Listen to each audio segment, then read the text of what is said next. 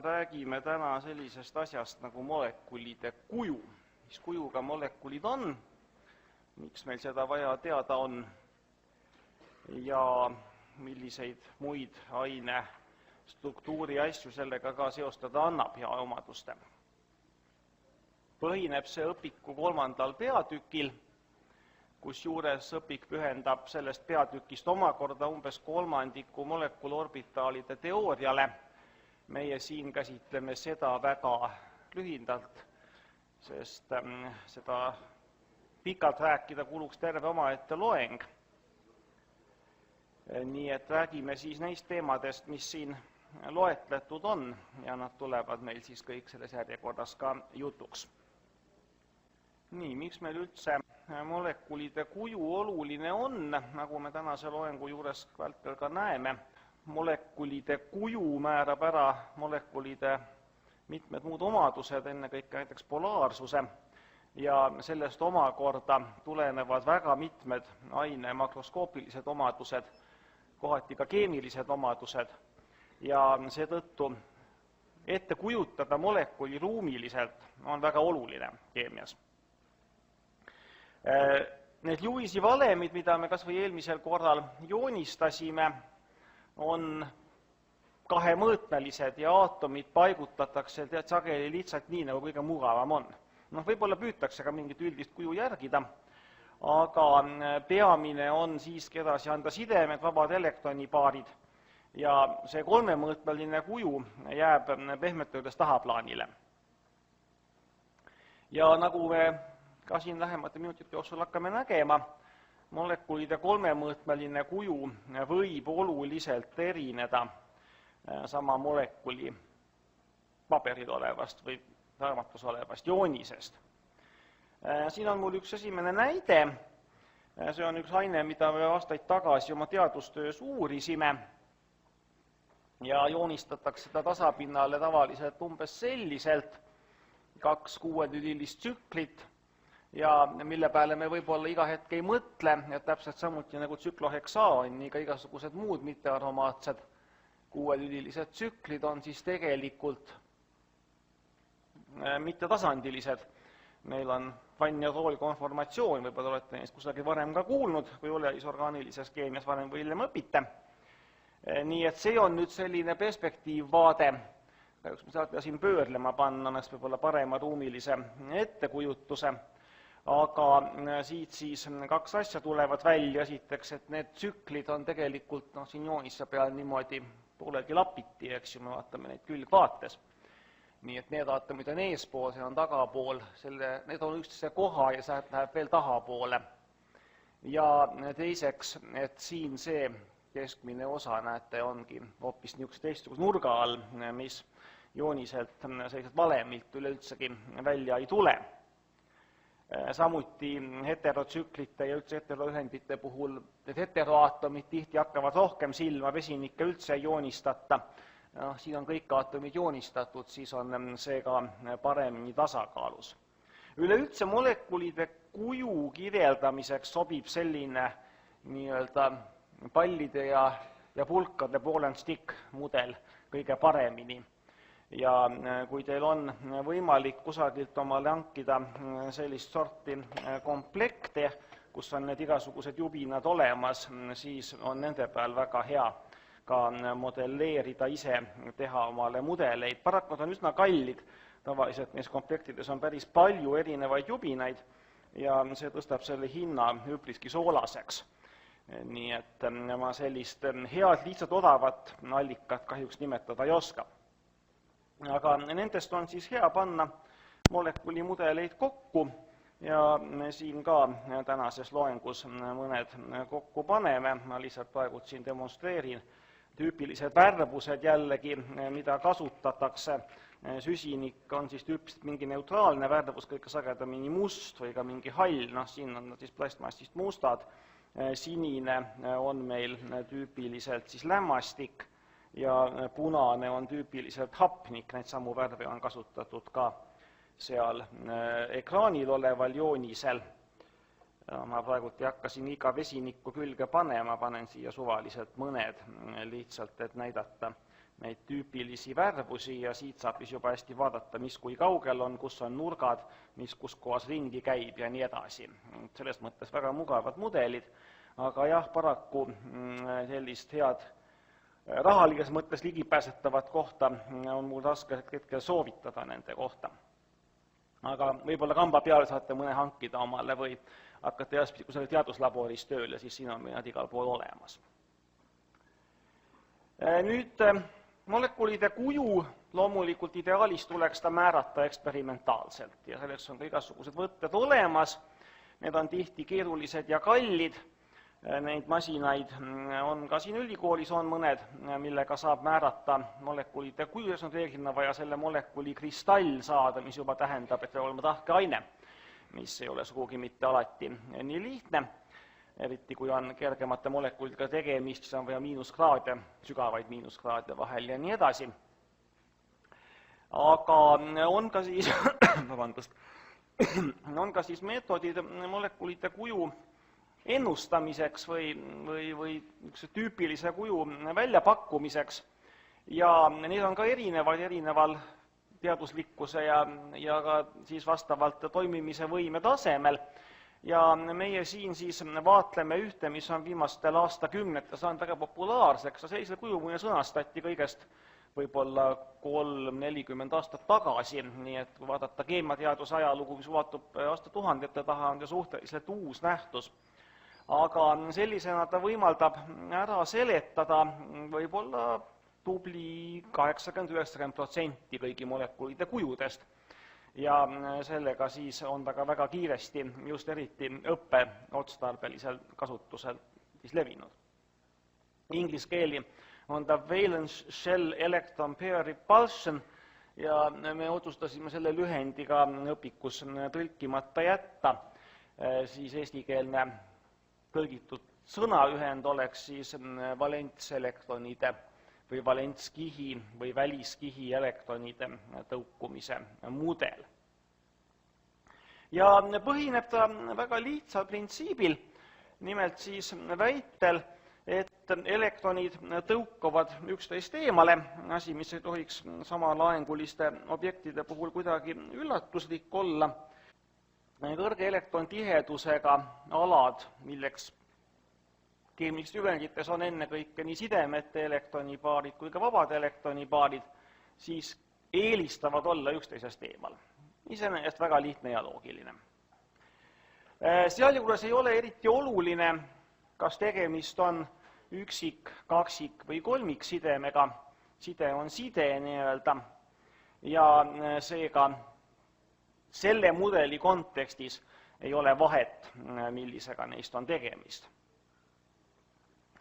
Nüüd varsti kohe me hakkame ka vaatlema erinevaid termineid, mida me kasutame molekuli kuju kirjeldamiseks, siis oluline vahe on, et meil on üks on elektronipaaride või nende, nagu siin on öeldud, kõrge elektrontihedusega alade asend ja teine on molekuli enda kuju, mis tuleneb siis tuumade asukohast. Et siis, kui ma võtan jällegi siit sellesama oma plastmudeli, siis oluline on see, kus on need tuumad, see, et siin kusagil on veel mingeid elektronipaare, mis mingisugust rolli mängivad, seda me siis molekuli kuju nimetamisel ei arvesta. Ja juba selline võib-olla vähem tähtis nüanss, et vaba elektronipaar võtab rohkem ruumi kui sideme elektronipaar. Ehk siis, kui meil, see on nüüd muidugi kehva molekul, ma panin siit täiesti huupi midagi kokku, eks ju. Panen siia võib-olla veel mõned vesinikud külge, et ta veidikene rohkem päris molekuli moodi välja näeks, aga lämmastik on meil tüüpiliselt kolmevalentne.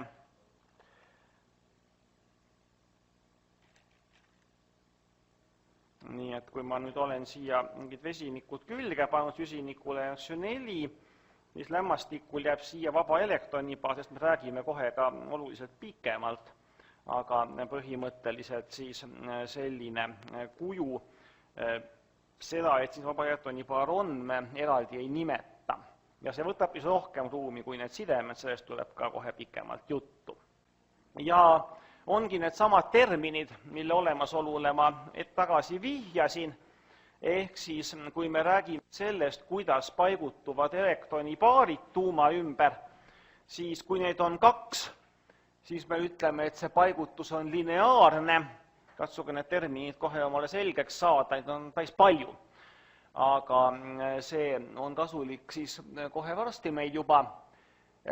3 võib öelda siis võõrsõnadega trigonaalne, planaarne või eesti keeles kolmnurkne tasapinnaline. Tetraeeder peaks kõigil olema orgaanilisest keemiast tuttav nähtus, tetraeediline paigutus siis selline.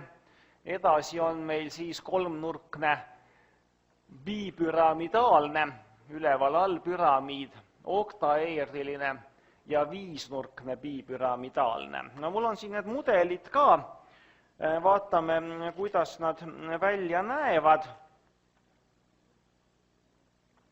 Lineaarne on kõige lihtsam, ma võtan siit isegi valgele alusele, jah, see on meie lineaarne paigutus, kolmnurkne tasapinnaline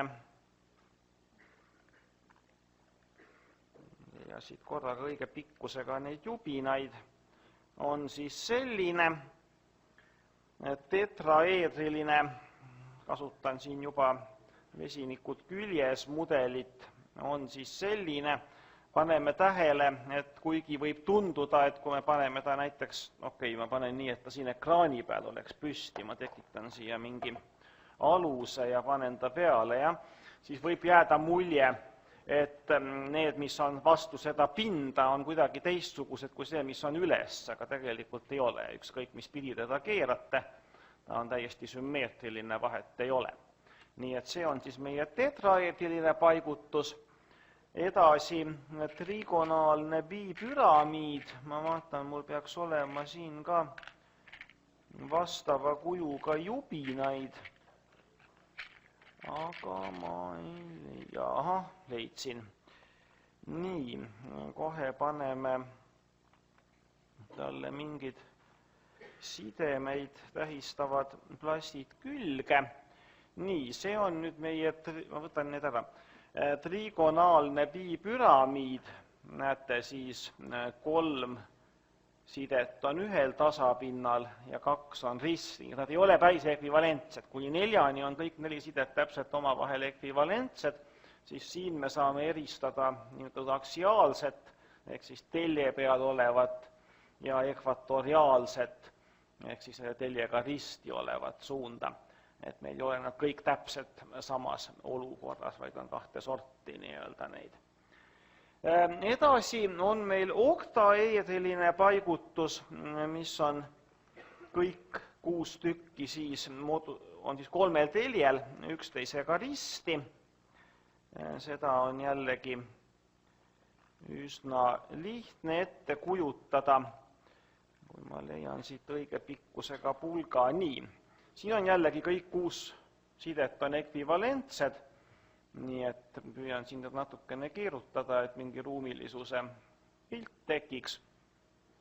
Ja see on siis meie oktaeedriline. Kahjuks 5-nurkset bipüramidaalset sükest plastjubinat mul ei ole. Nii et seda ma teile päris demonstreerida ei saa, aga kujutage ette, et siin on siis 3 asemel 5 sidet selles risti olevas tasapinnas. Et sellisele kujule tema siis vastab, jällegi on meil ekvatoriaalsed ja aksiaalsed sidemed. Et seda ma teile siis siin ette näidata kahjuks ei saa. Nüüd, kui meil on terve molekul, siis mitte iga sideme või mitte iga elektronipaar ei ole sideme oma. Nagu me rääkisime varasemalt, meil on ka vabad elektronipaarid, ehk siis sellele elektronipaaride kujule lisandub nüüd teine küsimus, milliste elektronipaaride otsas on järgmine aatom. Mõni võib olla vaba elektronipaar, seal aatomit ei ole. Nii et tuleme siia algusesse tagasi. No siin üldiselt seda varianti, et teine on vaba, siis molekul lõpeb selle koha peal, see ei ole väga huvitav. Nii et on siis esimene huvipakkuv variant on väga lihtne, meil on siis tegemist lineaarse molekuliga, nii nagu oli meil lineaarne elektronipaaride paigutus. Nüüd, kui me jõuame variandini 3 elektronipaari, siis nüüd tuleb kõne alla, et neist ainult 2 küljes on naaberaatomid. Siis omakorda minna edasi, eks ju, teisi aatomeid, aga vaatame sellise kõige lihtsama juhtumi ja see jääb vaba elektronipaar. Ma võtan siit korraks ära selle. Me saame molekuli, mida nimetatakse nurkjas molekul, inglise keeli bent, paindunud või painutatud, aga eestikeelne termin on nurkjas. Võib-olla teile uudne sõna, võib-olla pole teda sellises kontekstis varem kohanud, aga õppige see sõna siis nüüd ära. Ja kui selle 3. sideme küljes on ka aatom, siis me räägime tasandilisest kolmnurksest ehk trigonaalsest planaarsest molekulist. Edasi on meil siin siis variandid, kus meil on 3 aatomit, ma vaatan joonised on klassifitseeritud siis natukene teise loogikaga, aga okei. Võtame siis edasi, kus on 3 aatomit ja esimene neist tuleneb jällegi tetraeedrilisest elektronipaaride paigutusest. Kui nüüd nende 4 elektronipaari küljes näiteks lämmastik on tüüpiliselt 3-valentne ja tal jääb 4. suunda vaba elektronipaar, siis kui me paneme siia nüüd 3 sidet külge, süsinike moodustada niisugust ühendit, aga see selleks, ja võtame siit ära, siis me saame, näete, sellise kuju ja seda me nimetame kolmnurkne püramidaalne. Egiptuse püramiid on 4-nurkne, aga see on siis 3-nurkne ja peale selle ta on üsnagi madal, kui ma vaatate siit niimoodi, näete, ta on suhteliselt madal võrreldes selle sideme pikkusega. Vaatame siit kohe ära ülejärgmise ehk tetraeedrid ja see on hästi tavaline, kogu orgaaniline keemia on selliseid süsinikke ja ka muid elemente täis, kus meil on siis 4 teineteisega võrdväärset suunda ja sidet. Nende vaheline nurk on 109,5 kraadi. Unustasin ennist mainimata, et tasandilisel kolmnurksel, need on mõned hulgaväärtused, mida on hea teada, on siis 120. Siin on meil siis 109,5 veel umbes, ta on 109 koma, seal mingid numbrid tulevad pärast koma, päris palju neid. Nii et see on meie klassikaline tetraeedriline asend ja tetraeedriline molekul. Nüüd järgmine või pigemini eelmine sellel joonisel tuleneb sellest juhtumist, kui meil on 5 elektronipaari, see tähendab reeglina on tegemist mingi hüpervalentse ühendiga, fosfori, päävli, süsinikul niisugust asja ette praktiliselt kunagi ei tule. Nii et panen siis siia ka mingid teist värvi pallid külge, ärge praegu selle kemismile liigset tähelepanu pöörake. Et tegelikult siis igates on mingid abstraktsed aatomid, see ei pruugi tingimata olla süsinik, ilmselt ei olegi. Ja kui me nüüd võtame need 2 ära, näete, siis me saame sellise kuju. Tegelikult tavaliselt, nagu oli juttu, vabad elektronipaarid võtavad rohkem ruumi kui siis sideme omad, nii et see tegelikult painutab tavaliselt selle molekuli niimoodi natukene veel välja siit. Ja me saame asja, mida nimetatakse T-kujuline, on natuke T-tähte meenutada, kehva T-täht, aga T-täht. Samast teemast, kui meil on 4 naaberaatomit, aga 5 elektronipaari, jällegi tüüpiliselt fosforiühendid on meil sellised, siis me saame sellise objekti, mida me siis nimetame kiigekujuliseks. Kuidagi peab teda nimetama, võib-olla külje pealt saab paremini aru, kus see kiik meil siin tuleb, jah. Nii et siis selline, see täiendav elektronipaar siis sunnib need aatomid sellest, muidu oleks võib-olla kõik 4 ühes tasapinnast, muidugi ei oleks tetraeedrilise kuju, see on omaette teema, aga nüüd ta siis surub nad siia ühele poole välja, siin on ka elektronipaar. Kõik järgmised juhtumid siis on meil, ma ütlen, siin on aatomite arvu järgi, nii et siis on meil tasandiline ruudukujuline, see tuleneb sellest variandist, kus meil on 6 elektronipaari, see tuleb ette väävliühendites, on see väga tavaline, ja paljudes metalliühendites esineb meil siis selline variant, kus meil on 6 elektronipaari, ja kui neist 4 otsas on naaberaatomid, siis me saame sellise tasapinnalise ruudukujulise. Ta võib ka olla, kui on erinevad aatomid, võib olla mingi ristkülik või romb, aga põhimõtteliselt seda tüüpi kuju. Ja sidemenurk on siis siin puhul 90 kraadi. Nende teiste puhul need nurgad, nagu ma ütlesin, kuna siin on vabad elektronipaarid, siis nad on mõnevõrra neist ideaalsetest nurkadest erinevad. Nüüd me jõuame tagasi, või jõuame edasi 5-aatomiliste juhtumite juurde.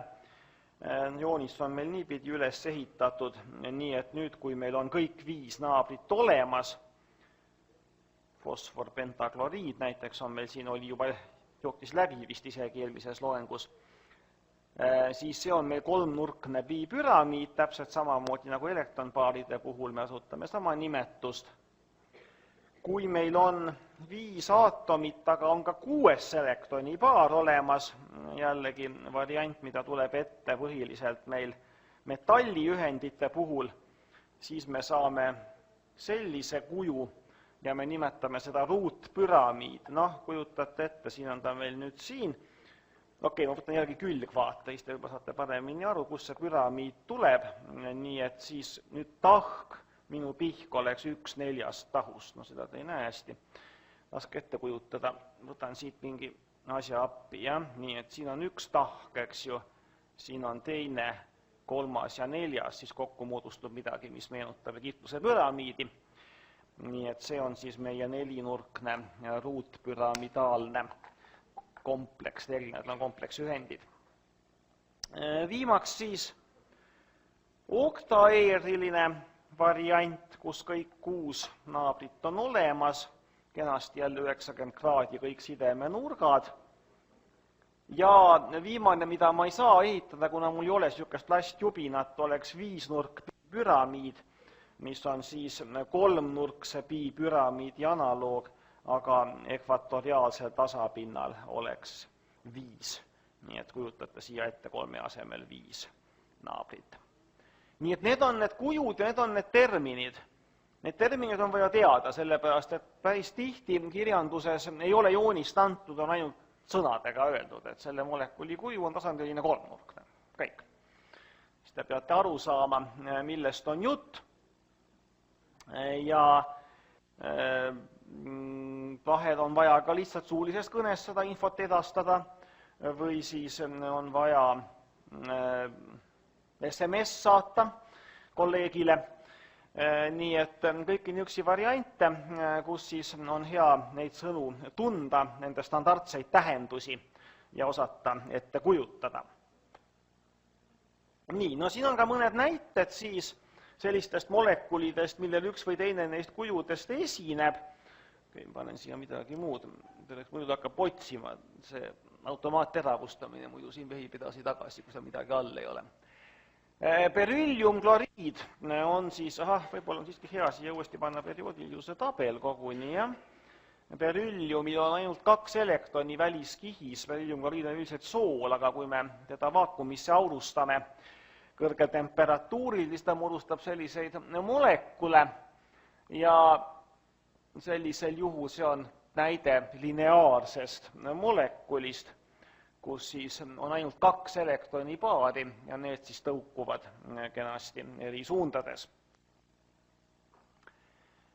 Boor on meil siin järgmine element, nemad on 3 elektronipaari ja boor omab sellist fluoriühendit nagu trifluoriid ja see siis on tasapinnalise 3-nurkse kujuga. Pilt peaks piisavalt hea olema, ma ei hakka siin mudelit uuesti kokku panema.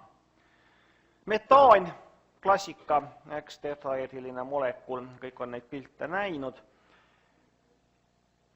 Näide siis 5 naabri juhtumist on meil fosfor-pentakloriid, joonistasime ta vist alles eelmises loengus selliselt ühele tasapinnale, aga tegelikult 3-mõõtmeline kuju on siis seesama trigonaalne bipüramiid. Ja väävelheksafluoriid, mis on muide vedelik, kui mitte gaas isegi, igal juhul ta on hästi kergesti lenduv, kindlasti mitte tahke aine toatemperatuuril. ja on siis jällegi, me joonistame ta tihti sellisena, aga tegelikult on siis tegemist klassikalise oktaeedrilise kujuga molekuliga.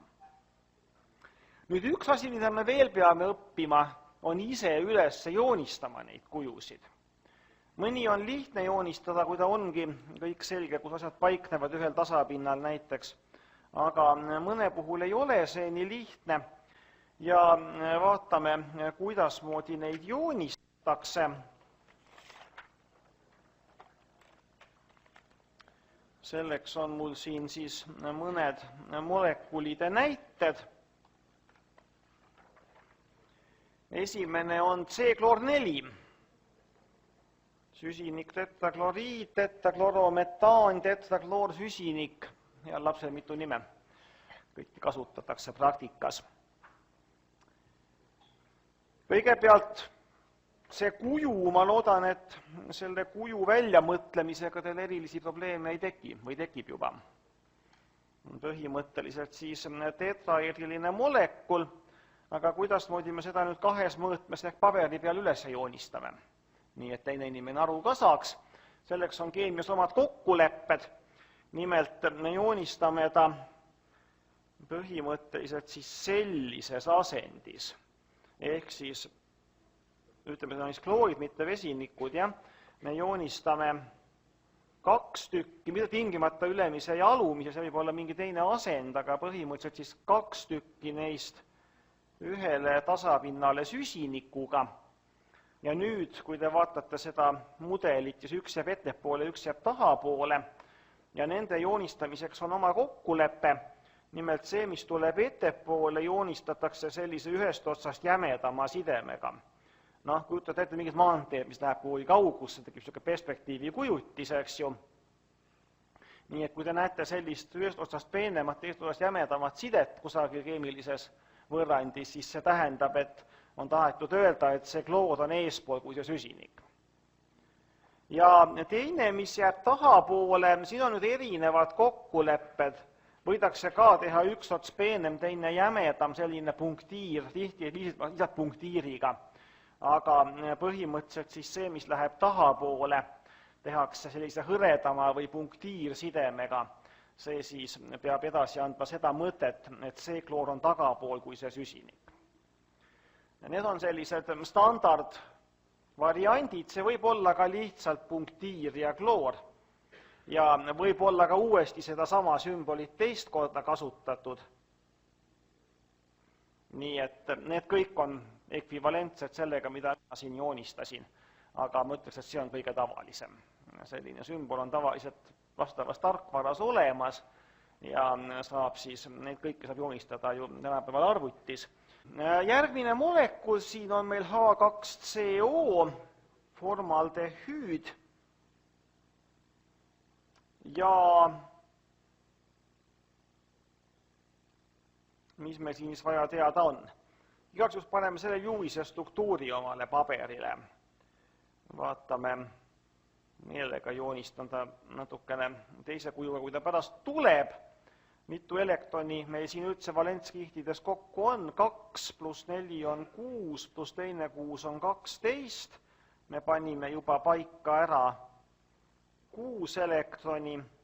6 on vaja veel panna ja see tuleb meil välja nii, et siia tuleb 2 vaba elektronipaari ja siia tuleb teine side. Eks? Siis tuleb meil kenasti siia oktett ja vesinikud jäävad oma ainukese sideme otsa. Kõik on väga ilus. Nii et see on meie Lewisi valem selle molekuli jaoks. Ja nüüd me paneme siis tähele, et kuigi see on kaksikside, on see nii-öelda üks selle mõistes siis kõrge elektrontihedusega ala. Ehk siis meil on tegelikult süsiniku ümber 3 sidet või 3 elektronide kogunemiskohta. Ja 3 tähendab seda, et meie molekuli kuju tuleb siis tasapinnaline. Mul praegult, vaatan kohe, ma panen siia mingid jupid talle ka külge.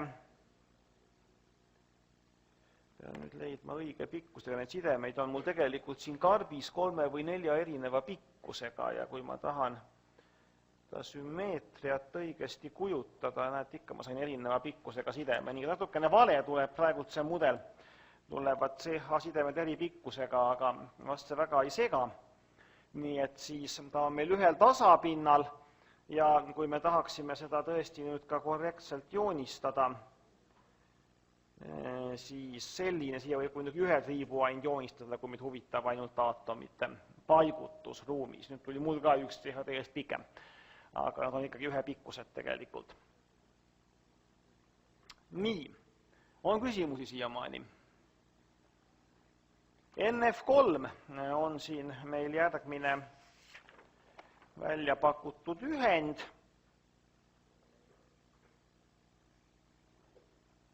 Ja siin on siis tegemist, ma võtan siis juba rohelised, tüüpilised halogeenid, jos kasutatakse rohelist värvi tähist arvutimudelites või ka siis nendes samades plastmudelites. Ja paneme nüüd tähele jällegi, kui me joonistame selle asja Lewisi struktuurvalemi,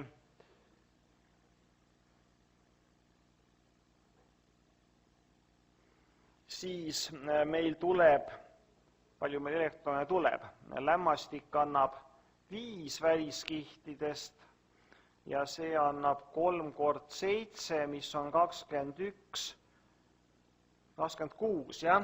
Ega ma ei arvutanud valesti. Arvutage üle igaks juhuks, öelge mulle, kui ma vea tegin.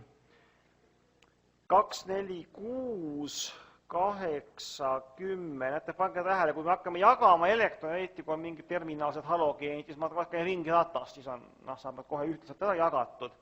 Nii et 2, 4, 6, 8, 10, 12, 14, 16, 18, 20, 22, 24, 2 elektroni on veel ja need paneme sinna lämmastikule. Eks? Nii et meil on lämmastikul vaba elektronipaar, meil on lämmastiku küljes 4 erinevat tõukuvat objekti. Järelikult elektronipaaride asetus on, mis sõnaga me nimetame?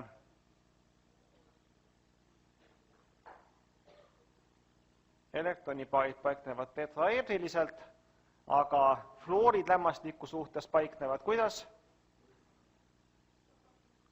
Ei.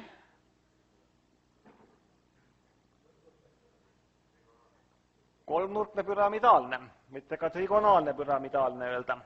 Nii et siis selline molekul, vaatan, 4. või 3. fluor ei paista välja, okei, panen ta siia. Nüüd vaatab otse üles see elektronipaar.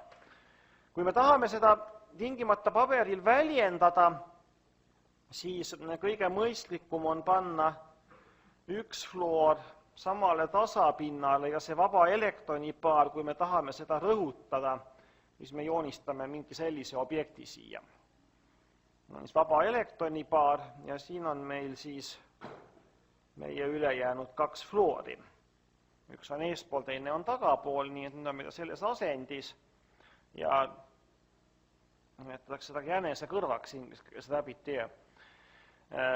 See on siis meie vaba elektronipaar, vahel veel pannake siia 2 täppi, et rõhutada, et siin on 2 elektroni. Vahel on ka üksik elektron, mis moodustab sellise objekti. Nii et 2 täppi ei ole obligatoorset, aga nad võivad seal olla, kindlasti ei tee paha. Nii et see on nüüd meie NF3 kolmemõõtmelisena siis, niivõrd kuivõrd kolmemõõtmelisena paberile joonistatud. CF on siis siin eespool, see on tagapool ja siia üles jääb vaba elektronipaar. Ja molekul on meil siis trigonaalne, püramidaalne või kolmnurkne püramidaalne. Nii et ajutage nende joonistamist. Mul on nii mõnigi aasta eksamil ka, ma olen lasknud joonistada ja vahel tuleb ikka nii koredaid pilte. Nii et mitte midagi aru ei saa. Nii, 4. Kas keegi tunneb ära, mis tuntud ühend see on? Ma arvan, et te enamik olete sellega sõna otseses mõttes kokku puutunud. Vähemalt neiud. Atsetoon, küünelaki eemaldaja. Nii, joonistame ta siis ülesse ka. Ma ei hakka siin pikalt aega kulutama selle Lewis'i peale, panen ta lihtsalt paberile. Meenutan siis, et see, kui hapnik on sulgudes, on jälle üks orgaanilise keemia traditsioon, ja see midagi sulgudes, see tähendab, et see kõik on selle süsinikuga seotud ja nii siit ülejäänud sulgudel läheb keemiline side mõttes, eks ju. Nii et need kaks C-d on omavahel seotud ja see hapnik on seotud selle keskmise süsinikuga, nii et siin joonissel on siis tema Lewis'i struktuurvalem. Ja nüüd on meil see probleem, et meil on vaja mitte üks ainukene, vaid tervelt 3 tetraeedrilist molekuli mahutada ära siia joonisele, nii et tuleb algusest peale natukene planeerida.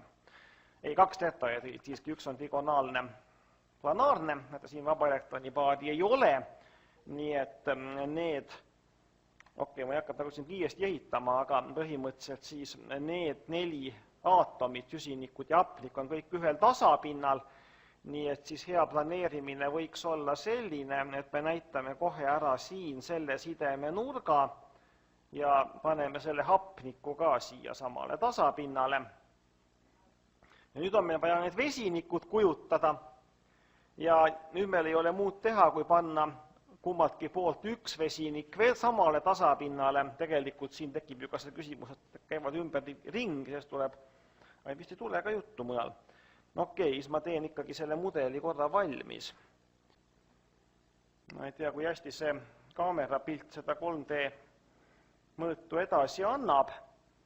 Tõenäoliselt tegelikult, näete, need pööravad ennast sellisesse asendisse, sellepärast, et siis hapnik on negatiivne süsinik või see vesinik kergelt positiivne. Nii et tõenäoliselt on ta umbes sellises konformatsioonis kõige stabiilsem. Ja joonistame siis need vesinikud siia veel ka joonise tasapinnale. Ja nüüd tuleb meil need ülejäänud vesinikud paigutada siia alla.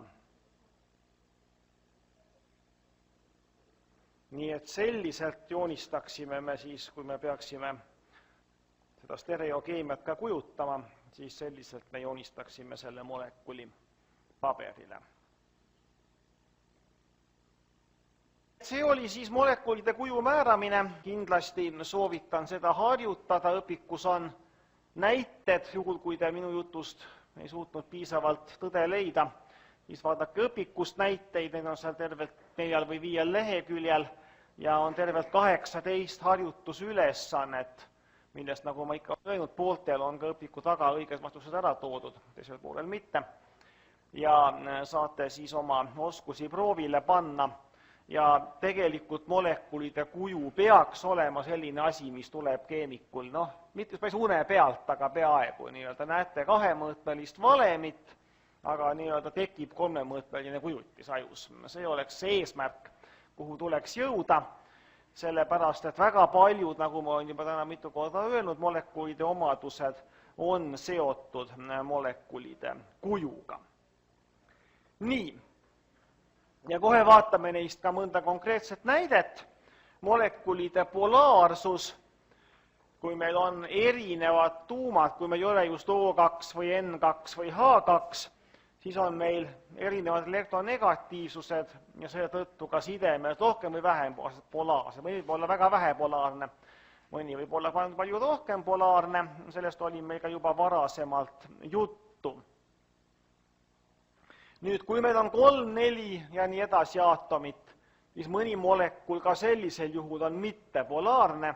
Nimelt me võime iga polaarset sidet vaadata kui vektorit. Kujutate ette, eks nool ühele poole, nool teisele poole, kui on samas pikkuses ja vaatavad täpselt eri suundades, siis võib summa olla 0 ja klassikaline näide on meil siin CO2, mida me siin kõik produtseerime. Ja CO2 on lineaarne molekul, sellepärast, et meil on seal siis 2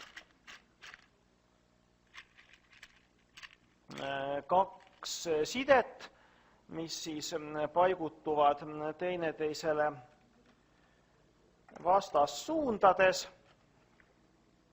ja rohkem süsinikule vabu elektronipaare ei jää, nii et meie CO2 molekul võib olla selliselt kujutatud ja siin on ta meil ka siis pildi peal.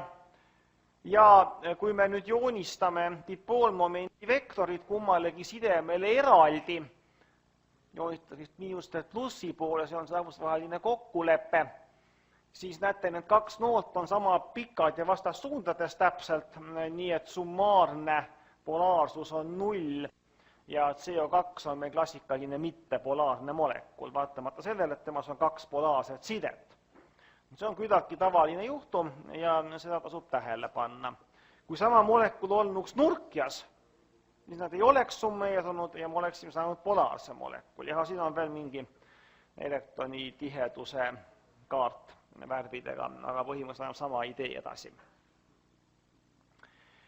Siin on mul näide natukene suurematest molekulidest, dikloroeteen, mis on kaksiksidemega molekul, temast võib olla cis- ja transvariant, olete orgaanilisest keemiast juba nende mõistetega tuttav või ka kooliajast.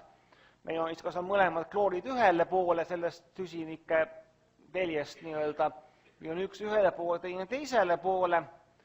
Ja cis-ühendi korral näete, need nooled, polaarsust näitavad nooled vaatavad põhimõtteliselt sarnases suunas, on nagu nurga all.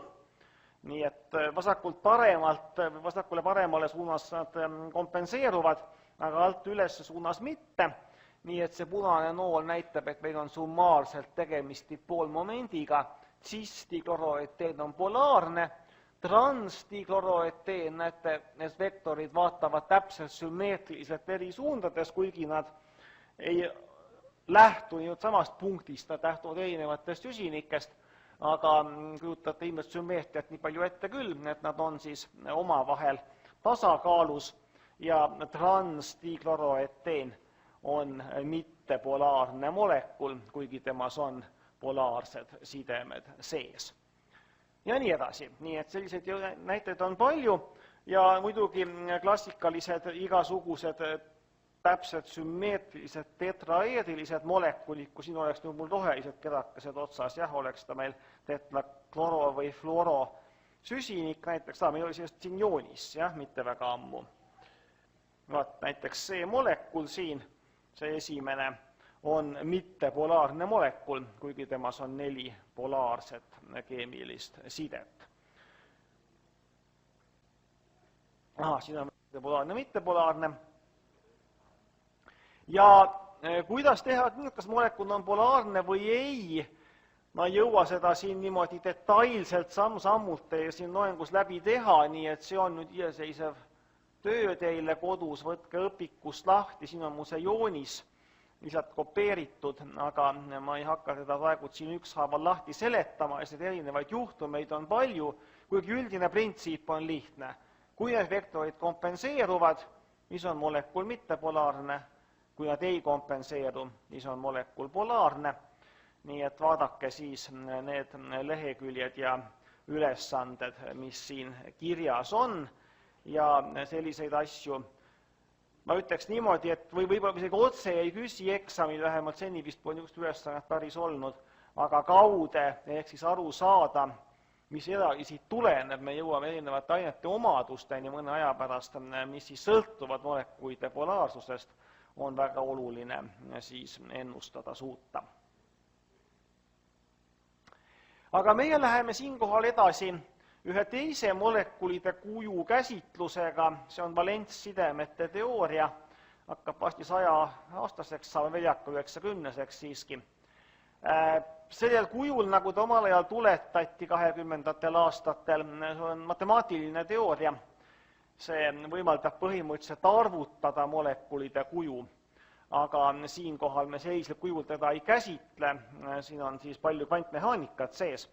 Ja vaatame ainult selliseid lihtsaid, peaaegu et piltide tasemel järeldusi. Peamine idee valentssidemete teoorias on orbitaalide kattumine, ehk siis keemiline side kirjeldatakse selle tekkimist orbitaalide kattumisena. vesinikumolekuli näide, kõige lihtsam, kummagi on oma üks s-orbitaal ja nad lähenevad ja tekib ühine ala, kus elektronid saavad siis olla elektronipaarina ja me saame ühise orbitaali, mida me siis saame käsitleda täpselt samuti nagu aatomis, siin saab panna 2 elektroni peale eri suundades spinnidega. Kuigi tegelikult variante on rohkem, aga meie siin käsitleme 2 kõige lihtsamat või tüüpilisemat sidemetüüpi, need on sigma-side ja pi-side.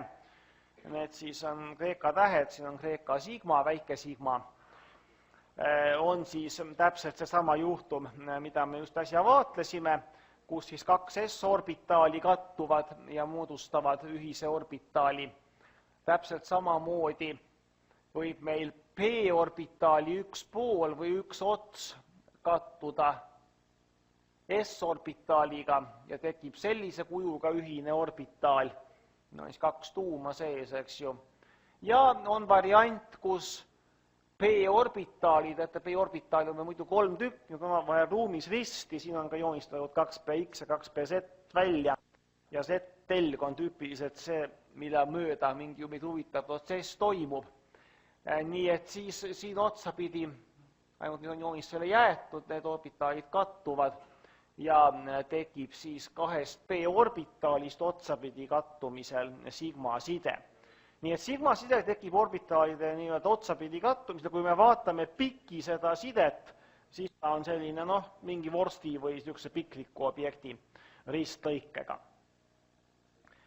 Teine variant on siis pi-side, mida me siinkohal vaatleme, nagu ma ütlesin, neid variante on oluliselt rohkem, aga siin nende 2-ga piirdume. Kreeka täht väike pi, sama mida 3,14 tähissõna kasutatakse. Ja sellisel juhul toimub külgepidi kattumine. Orbitaalid kattuvad külgepidi ja siin siis 2px näide ja tekib selline orbitaal, kui me teda vaataksime, kui see oleks mingi 3D-mudel, kui me saaksime siit piki seda z-telge vaadata, siis ta näeks välja nagu p-orbitaal, ta on ülemine, alumine pool, eks ju. Aga ta on siis välja venitatud, sest ta on 2 tuuma, siin tuumasid ei ole põhimõtteliselt, siis siin ja siin oleks meil nende 2 aatomi tuumad. Ja teine joonis siin kujutab meil lämmastikumolekuli N2, lämmastikus on kolmikside ja millest see siis koosneb? See koosneb p-orbitaalide otsapidi kattumisel tekkivast sigma-sidemest, see on seal keskel see sinine asjandus, siin on ta niimoodi eraldi ka kõrval välja joonistatud. Ja siis on meil 2 pi-sidet, mis on omavahel ruumis risti, nii-öelda. Üks on üleval all, teine on ees taga, need pooled. Ja tegelikult see võib matemaatiliselt, pigem see on halva joonistamise tagajärg. Seda on raske ette kujutada, et nende 2 pi-sideme matemaatiline summa annab niisuguse ideaalse silindri või hot-dogi välja. Eks seda, need pildid vaatavad väga halvasti edasi tegelikult, seda kuju, sest meil on tihedamad ja hõredamad alad tegelikult ja seda on, saab arvutimudelite peal kujutada, aga see on suhteliselt keeruline. Nii et peate lihtsalt leppima selle teadmisega praegu, et kui see korrektselt matemaatiliselt teha ja elektrontiheduse arvutada, siis tegelikult lämmastikumolekul meenutab sellist, võib-olla hot-dog või kabanoss on selline hea asi, mida kõik on näinud.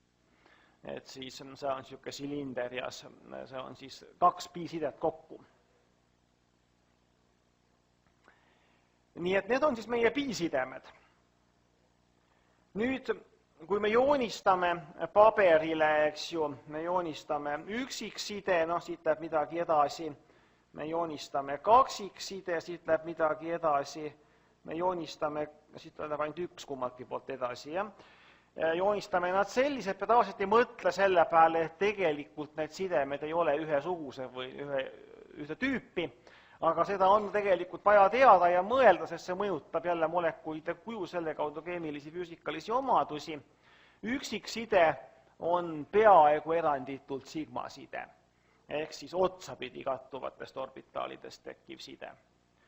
Kaksikside on tüüpiliselt sigma pluss pi, ehk siis ühed orbitaalid kattuvad otsapidi ja teised külgepidi. Väga harva esineb, on mõningad ühendid, kus esineb 2 pi-sidet ilma selle sees oleva sigmata, me kindlasti teile eksamil niisugust ei pane. Nii et see on väga sügav erand, ma arvan, et kõvasti alla 1%, võib-olla 1 miljonist pi-sidemest on, nii vähe ka ei ole, aga võib-olla 1000-st, jah, näiteks kaksiksidemest on selline, kus on 2 pi-d. Nii et see on väga harv juhtum. Kolmikside jällegi valdavalt, väga väheste eranditega siis, on sigma-side ja 2 pi-sidet, ehk siis see juhtum siin.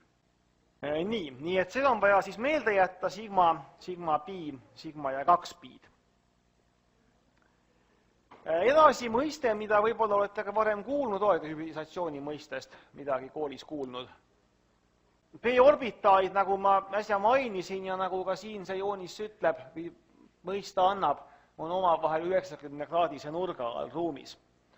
Ja matemaatiliselt on nende abil küllaltki tülikas selgitada, kuidasmoodi sidemed on 109,5-kraadise nurga all näiteks metaani molekulis. Ja et sellest üle saada, siis valentsidemete teooria, mis ma veel kord tuletan meelde, on tegelikult paksu raamatu täis matemaatikat, mitte ilusaid pilte, nagu tänapäeval tihti joonistatakse. Seal siis on selline koht, kus siis saab moodustada orbitaalide kombinatsioone ehk hübriidorbitaale. Orbitaal põhimõtteliselt on matemaatiline funktsioon, see kirjeldab elektronide paigutust matemaatiliselt ja funktsioonidega saab teha igasuguseid asju. Muu hulgas siis neid liita, lahutada, korrutada, jagada ja teha niinimetatud hübriidorbitaale, mis siis moodustuvad mitmest siis tavalisest orbitaalist ja siin on üks päris omapärane pilt siis ühest sp3 hübriidist, kohe ma need termineid seletan lahti ka. Meil on üks suurem pool ja teine väiksem pool ja värvusega on kujutatud selle orbitaali märk ehk faas, mis on ka paljude keerukamate käsitluste korral oluline aspekt. Need pildid, näete, on ka väga erinevad. Siin on üks viis seda asja kujutada, siin on natukene või isegi päris kõvasti teistsugune ja jällegi sõltub sellest, millisele elektrontihedusele vastava pinna me joonistame. Kui me käsitsi joonistame, siis küllalt sageli joonistatakse lihtsalt selline asümmeetriline 8. Ühel pool siis, mis on siin see tuum keskel, ühel pool suurem, teisel pool väiksem, aga tegelikult see on just nüüd kõige ebatäpsem. See ei vasta üldse tegelikkusele. See pilt siin on mõnevõrra korrektsem, mis ekraani peal on, aga kah, ma ei ole temaga päris nõus. Õpiku pilt tema igal juhul on. Nii et siis lineaarse molekuli kodal meil on sp-hübriidiga tegemist ja neid on 2 tükki, üks on siin pildil. Üldiselt orbitaalide hübridiseerimisel, see on jällegi tuleb matemaatikast, aga võib öelda, et on orbitaalide arvu jäävus kehtib, ehk siis kui paneme 3 tükki, siis me 3 tükki kätte ka saama, paneme 2, siis me 2 kätte saama ja nii edasi. Nii et S ja P, me paneme ühe S ja ühe P sisse, me peame 2 sp-hübriidi kätte saama. Üks on pildi peal, teine on siin allpool täpselt sümmeetriliselt, seda millegipärast selle pildi peal ei ole kujutatud.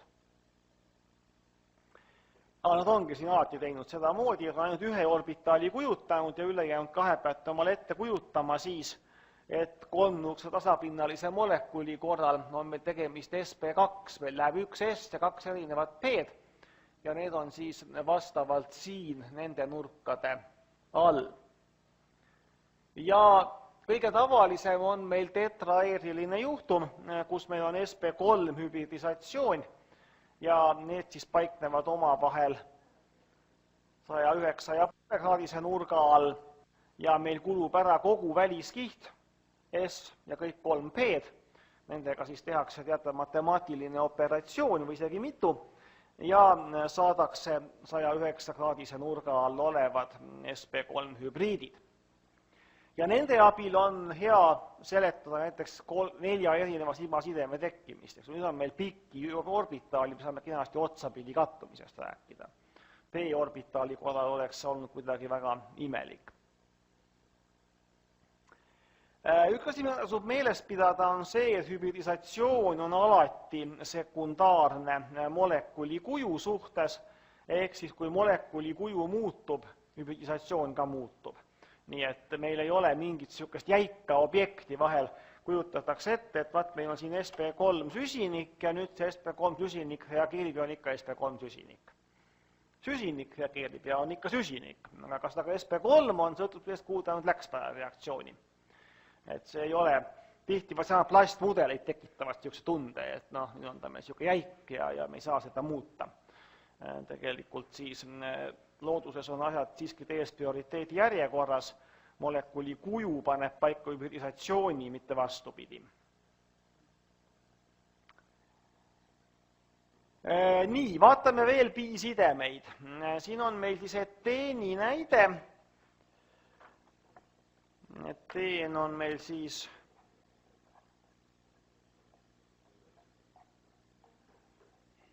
see asi, kehvasti joonistan, kujutate ette küll. Ma märgin enda jaoks siia üles, et slaid 19 lisada valem.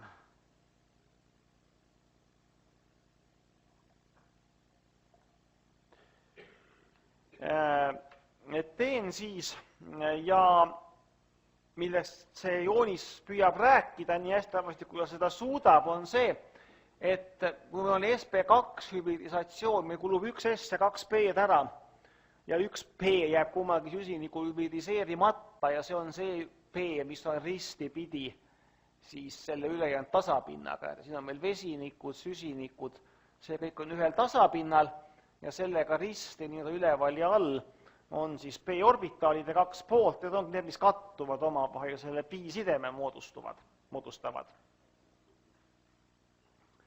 Ja miks see nüüd oluline on, pi-side takistab vaba pöörlemist. Ma arvan, et ma ikkagi pean tegema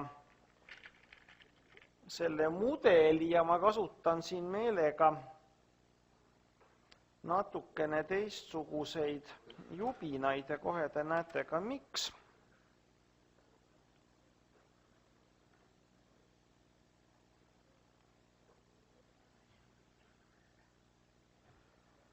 Nii, ma panen siin siis praegu kokku kõigepealt selle eteeni osa.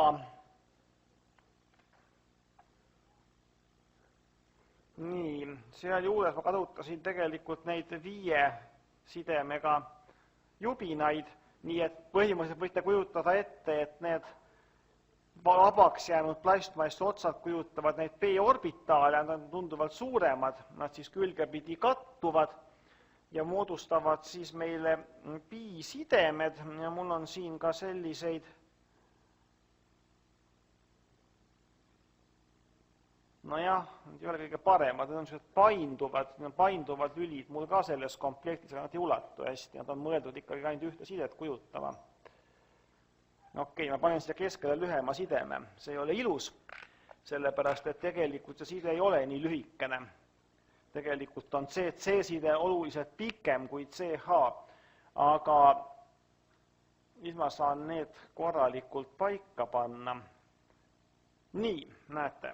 Ja nüüd see kujutab siis seda pi-sidet ja nüüd te saate ehk aru, et selle ümber pöörlemine on tunduvalt raskendatud. Natuke suudan seda väänata, aga 180 kraadi keerata mu seda ei õnnestuks ilma seda plastmassi ära lõhkumata. Nii et see on nüüd meie sigma ja pi-sideme mudel. Me võime siis öelda, et sigma-side on siin keskel ja need kokku moodustavad pi-sideme, aga veel kord tegelikult need sidemed on lühemad kui see keskmine, selles mõttes see on halb mudel. Aga sellist takistab vaba pöörlemist, põhjustab selle, et eteeni molekul on tasapinnaline, muidu võiks võib-olla mõelda, et oleks kergem neil aatomitel üksteist eemal olla siin sedamoodi risti. Aga nad ei ole, nad on tasapinnaline ja põhjustab ka seda, millest siin meil oli mõni slaid eespool juttu, et meil on olemas cis- ja transisomeerid. Täpselt sama teema, sideme ümber, see pööramine nõuab palju energiat, see on võimalik, aga nõuab palju energiat, mistõttu ongi meil kaks täiesti eraldi ainet, siis ühel juhul on kloorid ühel pool, teisel juhul teisel pool. Ja see on tegelikult looduses väga oluline nähtus. See määrab väga paljude molekulide kuju, vähemalt osaliselt. Ja siin on üks konkreetne näide ka, et te üldse midagi näete, et te näete, et siin see pilt on ekraani peal ja mina siin ees räägin ja vehin. Tänu sellele, et teie silmas kogu aeg toimub üks cis-trans-isomerisatsioon. Selline aine nagu retinaal, see on siis meie kõikide silmas see molekul, ta või komplektis seal mingite valkudega, ta ei ole seal niisama ringi ei ulbi, mis siis sisaldab ühte konkreetset kaksiksidet, mille peale siin on noolega viidatud, sidemeid on veel, aga see on see nii-öelda valgustundlik koht. Ja siis, kui sinna nüüd satub valguskvant peale, siis see võimaldab sellel minna üle transolekusse, see pi-side korras katkeb, see elektron lüüakse sealt välja nii-öelda. Ja et seda on võib isegi raske märgata, see on nüüd C-side, eks, et see osa on meil siin ja see osa on meil siin, et see saab pöörata ennast teistpidi ja see on piisavalt suur muutus selles molekulis, et see siis omakorda läheb edasi mingisuguse proteiinile see info, et see asend on muutunud ja see juba siis põhjustab optilisele närvisignaali ja me tajume valgust. Nii et cis-trans üleminek valguse toimel on, mitte just ülitavaline, aga suhteliselt sageli esinev nähtus ja siis poolest ka loodus kasutab seda ära ja muidu me ei näekski midagi. Kujutage ette, teie silmad võivad kogu aeg, niisugused molekulid muudavad oma asendit, tänu sellele, et üldse midagi näete. Nii, molekulorbitaalide teooria, õpikus on seda kolmandik või isegi rohkem selle peatüki mahust. Nagu ma ütlesin, kui meil oleks terve eraldi loeng, siis ma võiks sellest rääkida, seda enam, et see on minu oma teadustöö, millega ma tegelen. Aga ma tegin sellest hästi kompaktse 1 või 2 slaidiga käsitluse ja vaatame, kuidas see välja tuleb. Esimene mõte on see molekul, nagu nimegi ütleb, molekulorbitaalid, need on kogu molekuli hõlmavad orbitaalid, ehk siis meil ei ole eraldi sigma-sideme orbitaal, pi-sideme orbitaal nagu valentsidemete mudelis, vaid on siis delokaliseeritud ehk kogu molekuli hõlmavad orbitaalid, mida saab jagada siduvateks, lõdvendavateks ja mittesiduvateks. Siduv siis aitab kaasa keemilise sideme moodustamisele, lõdvendav vastupidi, nii ta lahutab midagi maha meie keemilisest sidemest ja mittesiduv ei mõjuta keemilise sidet mitte oluliselt. Neid võib jagada väliskujuga sigma, pi, delta ja nii edasi, aga väga sageli, kui joonistada välja arvutis, on seda suhteliselt lihtne teha, molekulorbitaalide kujud, siis on see lihtsalt hulka mingeid laike kusagil üle kogu molekuli laiali. Kohe vast mõnda näeme ka. Ja tegelikult ei ole võimalik üheselt öelda, kas see on nüüd sigma või pi või midagi muud, enamasti on midagi muud. Täitumise reeglid on ikkagi samad nagu ka aatomite või valentsidemete teooriate korral, ehk siis madalama energiaga kõigepealt ühele orbitaalile 2 helipüüdja spinniga elektroni ja võrdse energiaga ühe kaupa ehk Hundi reegel. Ja selline lihtne matemaatika, mis selles mudelis kehtib, on see, et kui siduvatel orbitaalidel on rohkem elektrone kui lõdvendavatel, siis on tegemist keemilise sidemega. Nii et see on selline tegelikult, need arvud ei ole täisarvud ja see on veidikene keerulisem, aga võime niimoodi ette kujutada. Praktikas on see enamasti arvuti poolt leitavad tulemused ja neid siis saab muuhulgas esitada energiadiagrammina ja siin on siis nüüd näide liitiumist kuni lämmastikuni, ehk kui me võtame siin perioodisüsteemi teise rea, teise perioodi liitiumist kuni sinnani, siis lämmastikuhapniku vahel toimus väikene muutus veel, ma ei hakka neid nüansse praegu siin kirjeldama, aga siis võime kujutada ette, et siin on meil aatomite orbitaalid ja siin keskel on siis nendest moodustunud molekulide orbitaalid, see nimetas kõige kokku energiadiagramm, nii et siis meil tekib 2s aatomoorbitaalidest, tekivad sigma siduv ja lõdvendav on tähisse mõttes see, kuhu see tärnikene juurde. Ja siis tekivad meil p-orbitaalidest pi-sidemed, pi-orbitaalid täpselt samamoodi. Ja jällegi, kui need p-orbitaalid otsapidi kokku puutuvad, siis sigma-orbitaalid. Nii et selline pilt, seda tüüpi pildid on hästi tavalised molekuluorbitaalide teoorias. Ja need arvutused on tänapäeval siis väga laialt levinud. Kunagi ma tegin väikest statistikat Ameerika keemiaühingu ajakiri ehk Journal of American Chemical Society, mis on üks keemia tippajakirju. Umbes iga 3. artikkel sisaldas arvutuslikku komponenti. Mitte on täiesti modelleerimine, niisugust on ka raske avaldada, aga eksperimente selle kõrval mingit aspekti siis ka molekuluorbitaalide baasil modelleeritud. Kasutatakse siis arvuteid, siin on meie ülikoolil ka olemas, see on loodusteaduste maja ees, IT-maja, võib-olla kogunisti mingi IT-aine seal, siis selle keldris on meie arvutiklaster ja sellest üks väike osa on selle pildi peal, niisugune värvilisem osa. Enamik on väga igav ja hall, seal ei ole midagi pildistada, niisugune hall kast, aga ühe koha peal on kenasti värvilisi juhtmeid kasutanud siis sellest selline pildikene ka siin. Ja põhimõtteliselt saab ennustada väga paljusid molekulide omadusi, mida ma olen siin ka loetlenud kuni reaktsioonivõimeni välja.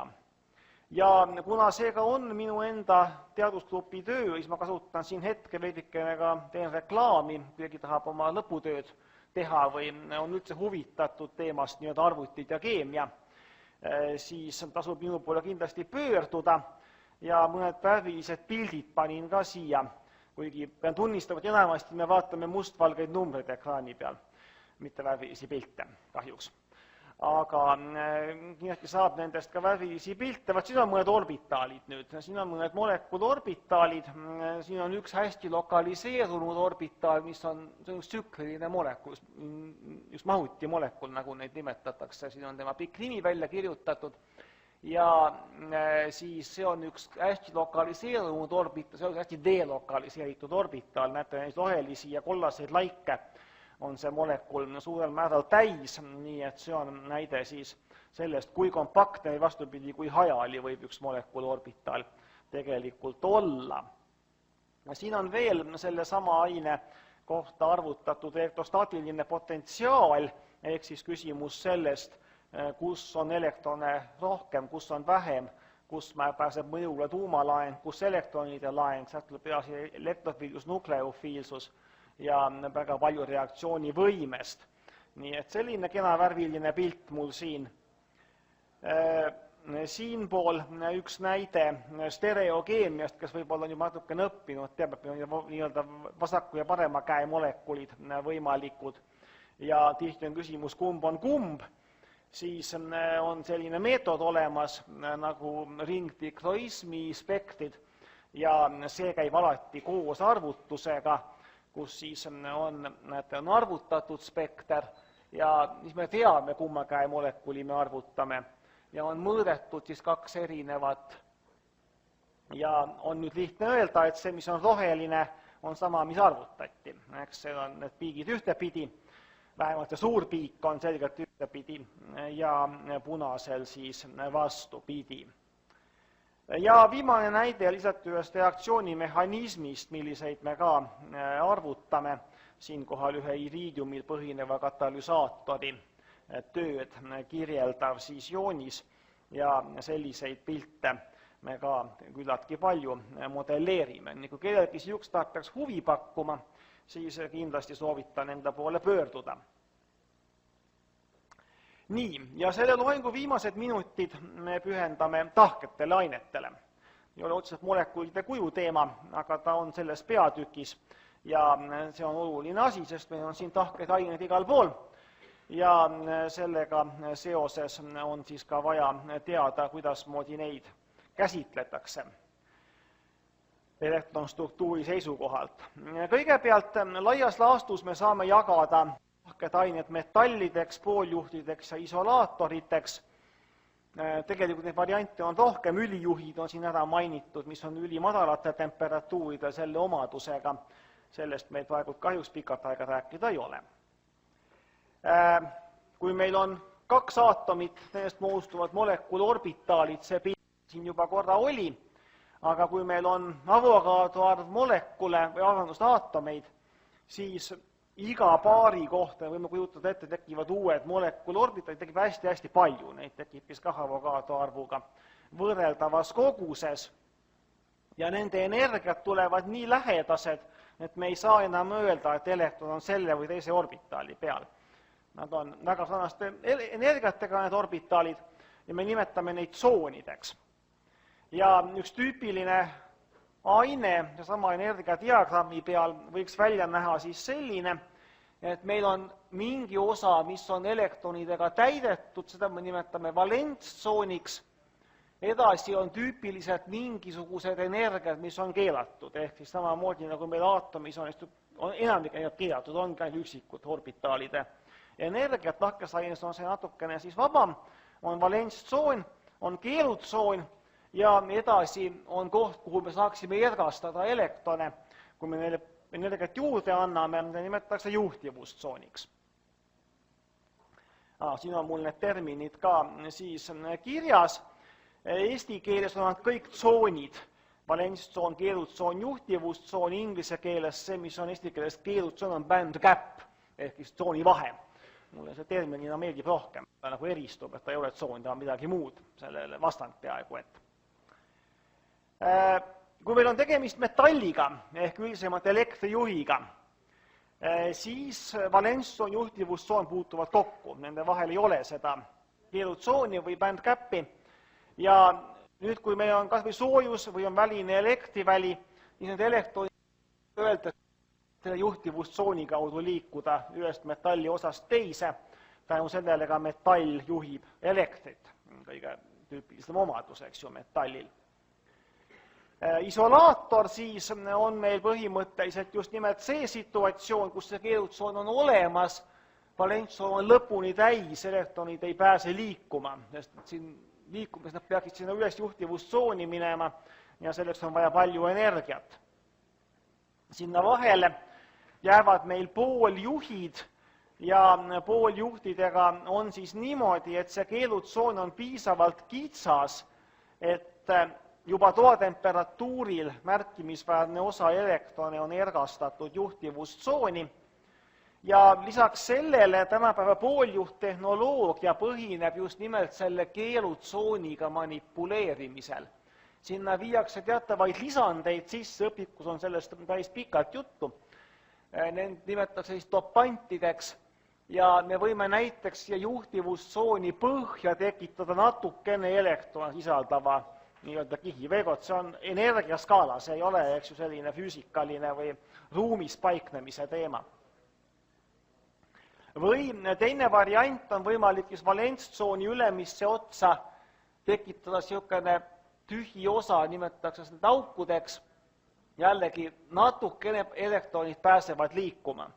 Nüüd keelutsooni omadusi omakorda saab mõjutada välise elektriväljaga või ka siis lisaelektronide lisamisega või elektronide äratõmbamisega nendest tsoonidest ja sellel põhineb tegelikult kogu tänapäeva pooljuhttehnika, see, et te kuulete mind võimendatuna, see, et te näete seda pilti ekraanil, see, et teil on endal mobiiltelefon, mida saate näppida, see on kõik seotud põhimõtteliselt elektronide liikumisega nendes kõigis erinevates tsoonides ja sellest on väga palju kirjutatud, õpik kirjutab sellest, sellega tegeldakse meil veel praegu siis ka või keemiateaduskonnas. Päiksepatareide teema on siin väga aktuaalne, seal on need samad teemad, valgusega ergastada see elektron siia üles ja saab minema juhtida. Nii et keda need teemad huvitavad, siis võtke vastavate õppetoolidega ühendust ja saate sellest kindlasti palju-palju targemaks.